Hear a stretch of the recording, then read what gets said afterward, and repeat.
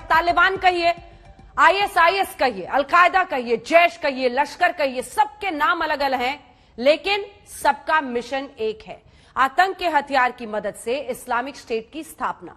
तालिबान ने अफगानिस्तान की सत्ता हथियार ली तो आतंकवादी संगठनों को एक नई उम्मीद दिखाई दे रही है। अलकायदा ने तालिबान को बधाई संदेश दिया, अपना पूरा एजेंडा भी बता दिया।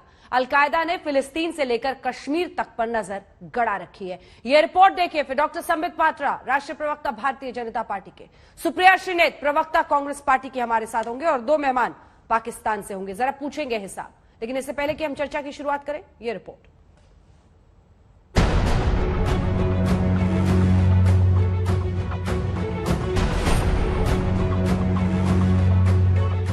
मिल गई आपस में आतंकियों की फौज,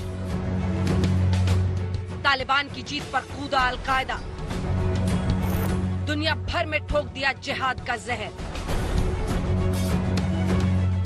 फिलिस्तीन से लेकर कश्मीर की आजादी का भरा दम, आतंकियों की फौज निकली लेकर इस्लामी जमीनों को कब्जाने की मुराद। अलकायदा ने मारी फुफकार, नहीं छोड़ेंगे अब इस्लाम के दुश्मनों को।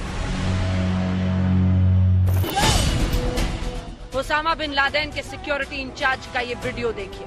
कभी ओसामा का खास रहा ये शख्स जब अफगानिस्तान पहुंचा, उसका सीना खुशी से बेदम हुआ जा रहा था और झुक झुक कर सब उसके हाथों को चूम रहे थे। इसका नाम है अमीनुल हक। ये अलकायदा का आतंकवादी है। इसकी असली पहचान ये है कि तोरा बोरा में ओसामा बिन लादेन का यही था सिक्योरिटी इंचार्ज।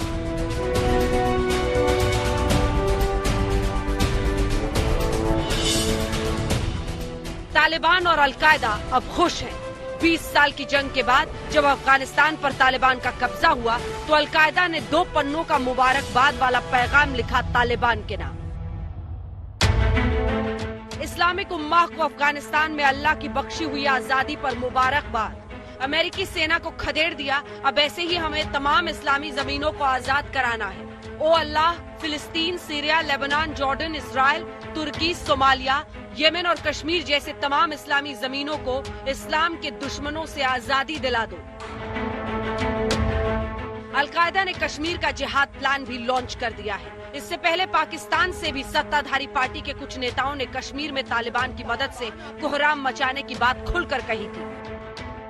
अफगानिस्तान माशाल्लाह से देख ले, वो तालिबान हमें कहते हैं हम आपके साथ हैं और इंशाल्लाह वो आके हमारे साथ कश्मीर फतह करके देंगे। मैं आपसे पूछ रहा हूँ, तालिबान आपको कश्मीर जीत करके देंगे, ये किसने आपको बताया? टेलीफोन हमारे साथ मिलके इंडिया, आप कैसे कह सकते हैं कि मैं इंडिया की तरफ से बोल रही हूं?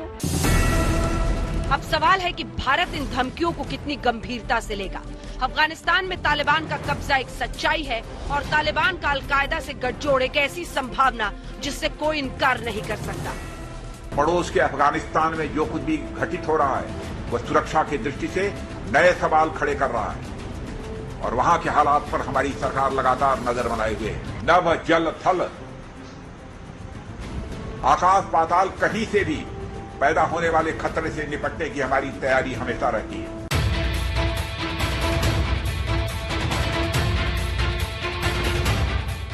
जब से तालिबान ने अफगानिस्तान पर कब्जा किया है तब से ये पहली बार ऐसा हुआ है कि अलकायदा ने जो है खुले तौर पर जो है तालिबान को बधाई दी है। और साथ ही में जो भारत के लिए सबसे बड़ा चिंता का विषय ये है कि अलकायदा ने अपने बधाई संदेश में ये कहा है कि जम्मू कश्मीर को वो भारत से अलग करेंगे। ये काफी चिंता का विषय है।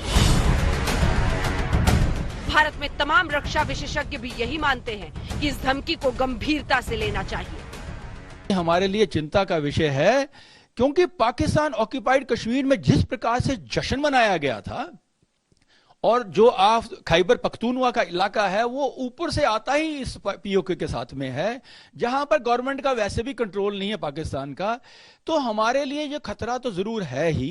वो कोशिश करेंगे कि जम्मू एंड कश्मीर के बीच में मिलिटेंसी बने। तालिबान के राज के बाद आतंक राज का जो डर दुनिया को सता रहा था वो अब एक सच्चाई बनती जा रही है। तालिबान की जीत पर गदगद अलकायदा अब इस्लामिक स्टेट के सपने में नई जान फूंकने की कोशिश कर रहा है और कश्मीर तक उसका सपना पहुंच गया है। आज तक ब्यूरो।